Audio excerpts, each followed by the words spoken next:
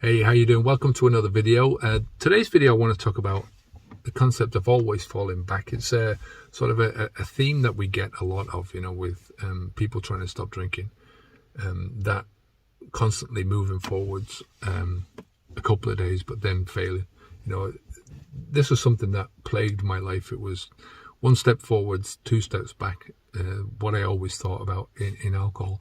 And I think if you bring that same type of thinking or the same kind of mindsets to stopping drinking alcohol as you use for drinking or for your life as a drinker, then it's very difficult. So you have to shift some of the mindsets away. It's a slow process, right? But I'll read you the comment first anyway. From Obina Young. How can you get to the top if you're always failing? How can you move forwards if you're always looking back? So, like I said, this is a common theme that I come across, and really you have to separate out the stopping drinking alcohol part of this from everything else. So we use a process: stop the flow, do the work, move on. The move on part is where you're not thinking about alcohol anymore. Alcohol just doesn't come into your equation. It doesn't come into your thinking in any way, shape or form. You can walk anywhere where there's alcohol and you don't notice it. It's just, it's an irrelevance in your life. It's like anything else that you've left in your past, truly left in your past, right? Stopping the flow is an obvious one. Doing the work is an individual thing, right? But there's a lot of stuff that we share. Changing mindsets, for instance. Changing the mindset, changing the way that you look at yourself, changing the way that you look at yourself in the world, changing the way that you look at the world. That's generalized for the specific cases with this. And each individual has got different ways of doing this, but in general, it all boils down to perspective. That moving on part is the perspective that you're aiming towards. So you have to have something that you want to get in your future, and you're focusing. So your perspective or your focus is on the future rather than on the past.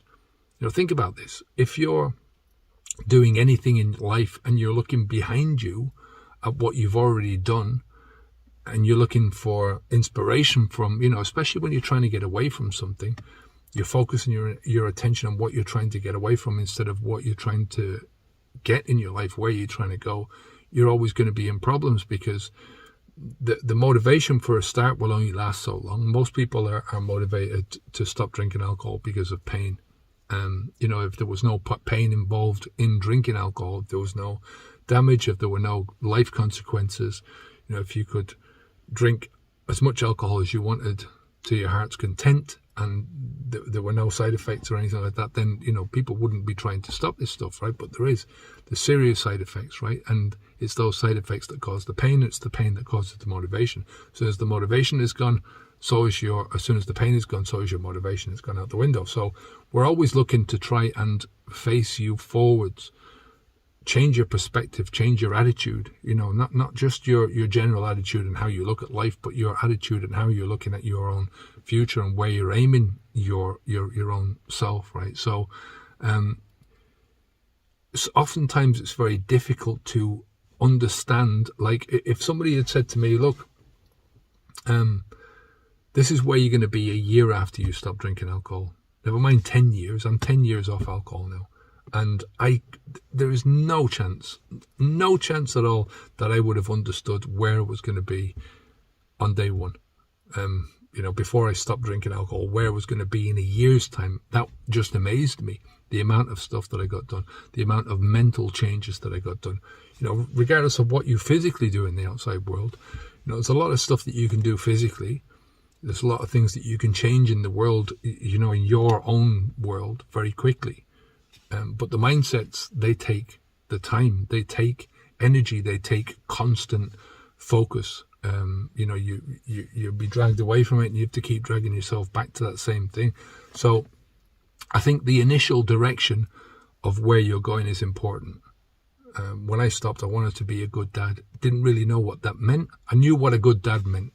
I wanted to be a good dad in this perspective of trying not to show my son this side of me anymore, right? I was leading my son down a path where I was teaching him basically how to drink. I wasn't sitting him down and going, this is how you drink, but by example, I was showing him that. And it's a bad example for a father to pass on to any of his children, right? How to take these drugs. We just don't look at it that way. We look at it like it's just a normal part of life, and it's handy to, we pass that down to our kids, and we don't think about it, right? So that's part of the process, is to have that initial aim where you want to go, and then you work as you're flowing through it. So as you're working on yourself, as you're working on that idea of how you get to the better version of yourself, and it's, for me, it turned out from being a better dad to being the best version of myself, or a better version of myself. I understood that by being a better version of myself, then I was automatically being a better dad, right?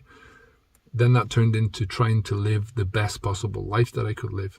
And that means doing that every day, right? Getting to the end of the week. How can I live to the best possible version of myself at the end of this week, the end of this year, not just at the end of my life, right? It's an ongoing process, and it's the journey that matters, right? So you've always got to bring it back to how you're going to change bit by bit. You think about it from the perspective of like a sculpture with a block of granite or a block of marble, and he has a vague idea of what he wants to do. Maybe they don't. I have no idea with this. This always fascinates me, how somebody can take a chunk of stone and turn it into something absolutely beautiful. I don't get that, I wish I understood how they do that.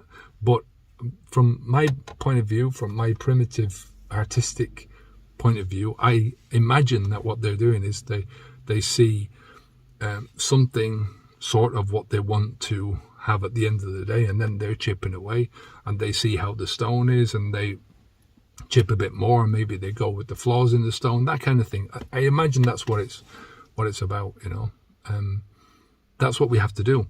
So as you're moving through the journey, you gradually, slowly chip away, and you're changing your position, you're changing your ideas, you're changing your mind as you're moving forward. So it's a gradual build, it's a gradual process of building, but it has to be with that idea: stop the flow. You can't move forwards without stopping the flow, without stopping the alcohol and getting that out of your life. You're always going to be handicapped, self-handicapped. Then do the work that is necessary, and keep doing the work until you reach that point where you're moving on, and yeah, we'll talk about that. You can get dragged down into rabbit holes with this one, but nobody says that this is easy. I think the first part of it is the simplest part of that process. It's stop the flow. You have a choice: put the alcohol into your mouth or don't. End of story. There's no wiggle room in that. People try and get the wiggle room with moderation, but it's really just trying to continue with the choice of continuing drinking. End of story. So that for me is the simple part of it. The do the work part of it is a continuous thing that you're going to go through for the rest of your life, right? You're going to get to a point where you've moved on from the alcohol, but there's always something to move on to. So you're always continuously doing the work. So the basic idea is figure out what it is that you want initially, and try and figure it out even from a general idea. You might have specific ideas that you want to achieve. Like if you have an idea, say, I want to run the Boston Marathon in 2 years' time. That's a specific goal that you can aim towards. And imagine all the other things that you have to put in place for that to happen, right? All the fitness goals that you have to do, the dietary goals that you have to do, the time management goals that you have to do. All of these things have to come into your thinking, and you have to work on those things. So, and as you're working on those things, you start working on other things, and it sort of snowballs. It's not my idea of a good goal, but it's there. So the basic idea is figure out what you want, and then you start out on your journey. And remember that the journey of 1,000 miles begins with a single step. And oftentimes, if I'm out walking, even on a clear day, I can see maybe 3, 4, 5 kilometers, 5 miles in the distance, and I can't see anything beyond that. I might have, if I'm going to a city that I don't know, and I'm starting out, it's 1,000 miles away, let's say, for instance, I have some idea, I've seen some pictures, but I don't know exactly what that city is like. I don't know what my my appearance in that city is going to be like. I don't know what my experience in that city is going to be like.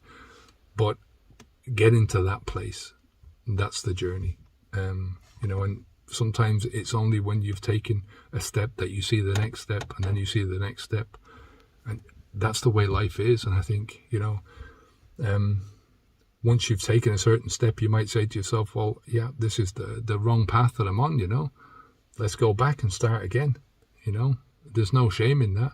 I think so long as you're moving forwards and you're choosing something, a goal for yourself that is just as fulfilling for yourself as the old one was, and you're not just going back because you're afraid of failure, or because you're fearful, or because you're lazy, or whatever, I think that's the proper way to see it, to do it. So I hope that helps you, Obina, and take care of yourself, and I'll speak to you again soon. All right, if you want help, by the way, Habits V2, we're always there for you. Take care. Bye now.